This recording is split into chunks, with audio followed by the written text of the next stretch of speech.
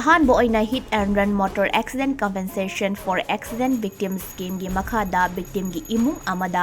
compensation Fanghankhre Deputy Commissioner Thawbal Ahanthem Subasna mamang sahi gi July da district asida hawdokkiba hit and run motor accident compensation for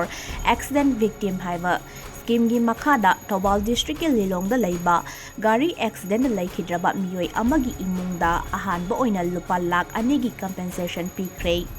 India government ki Ministry of Road Transport ki makada paikhatpa hit and run scheme gi ahanba oina Kannaba Fanghankhre imung manunga mahaki office ta unavagi asamba thauram amada Deputy Commissioner Thawbal Ahanthem Subasna haukiba lising ani kulhumdoi gi June gi tang ahumda National Highway 102 Imphal More lambi gi Lirong Tairal makhongda masak khanghaudana gari amana tombadagi laikidaba Lilong Yangbi Leikaidagi Anwar Ali gi compensation pibinaba Transport Ministry da se thaduna apply tawkibani Masigi scheme sigi makhada akoigi accident victim karamba accident hit and run akoigi gari mapu khanghaudaba masi mayam ama Manipur da thokli hoje gari mapu khanghaudaba accident da laigidaba thina sopa thomamaga chen giba sigumba case sing si akoina masigi hit and run motor accident scheme sigi makhana cover tawi